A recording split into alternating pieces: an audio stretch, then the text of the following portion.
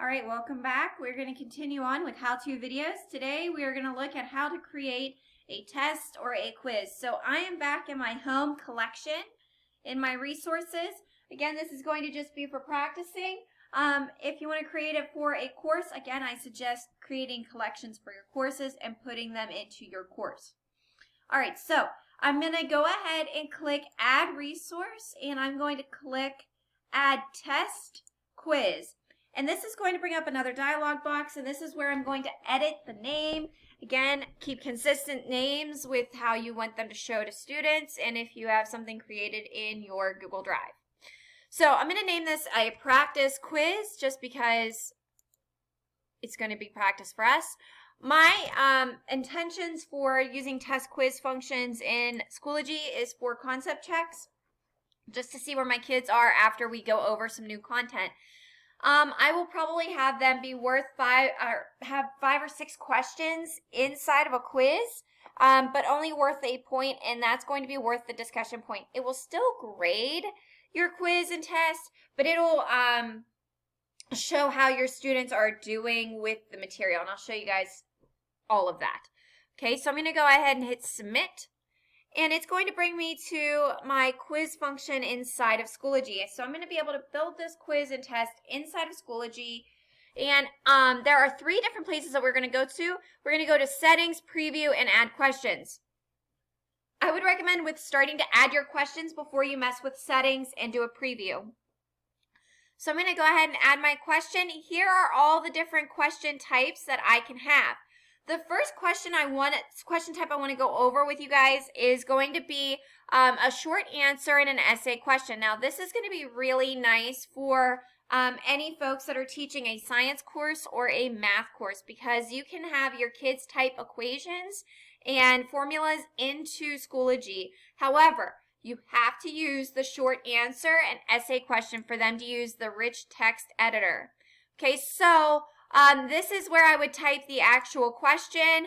So let's just say I want them to give me, write the formula for sodium chloride, okay?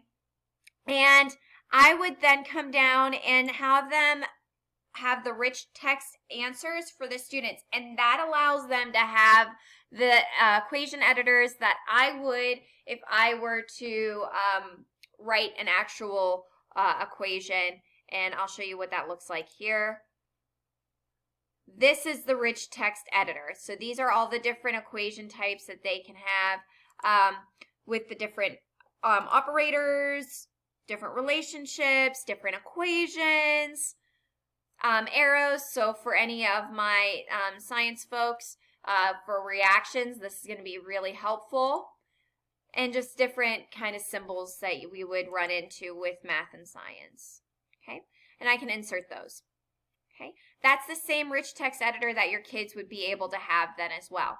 Okay, so here's a whole bunch of different options. If I want it to be timed, I can allow video or audio answers for my students if I would like them to.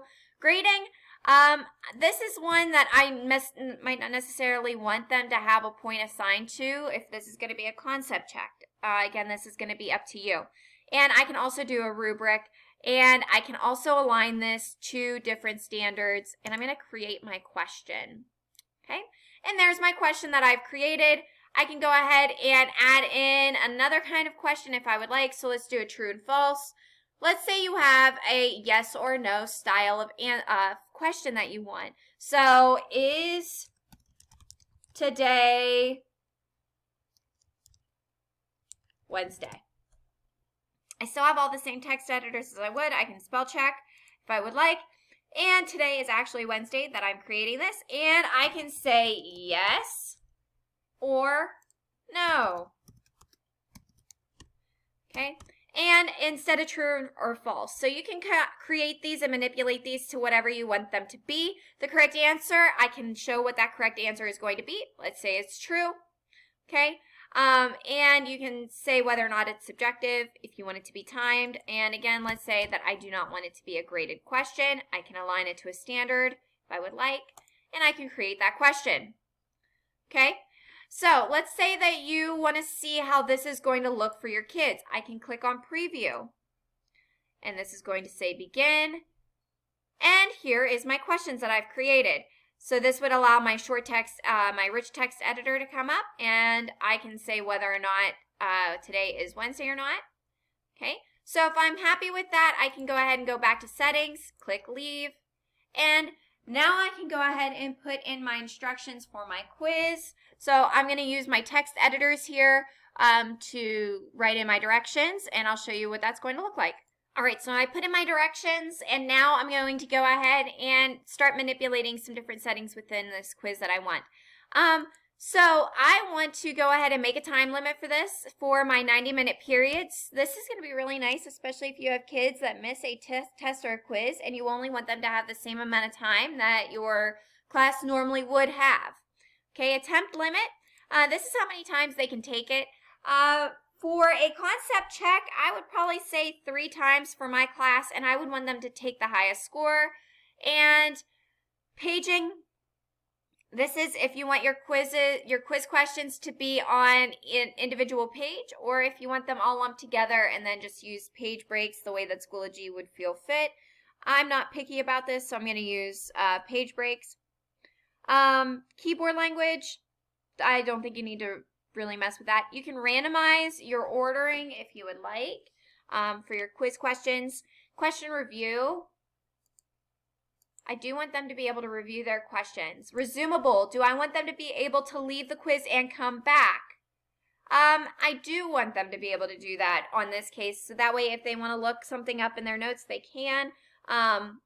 Not all quizzes and tests you will want them to be resumable. You will want them you may want them to not be able to access that quiz after they leave it. View submissions. I can say that no, they cannot view their submission after they submit it, or yes, they can view their submission after they submit it. If you select yes, just plain yes, they will not be able to view answers, the correct answers. If you say yes with correct answers, that means that after they submit their quiz, they will be able to view those correct answers. And you can hide your point values if you would like. Okay, short answers, you can manipulate this however you want. And essay questions, again, you can allow students to have blank lines if you would like. All right, so now I'm going to save these changes. And again, I can go back to preview, and this is what the kids would see. Okay, they would see my directions, they would see how many attempts they have, how many attempts they're at or remaining, and they can begin their quiz. Okay, and they can also view how much time is left in their assignment. They can review their answers if they would like, and then they can submit. Okay, so let's go back to our resources. And there is my finished quiz. Now, if you decide that you want to edit it afterwards, you can click the gear button and you can edit the whole thing, or you can edit your questions, or you can edit your settings.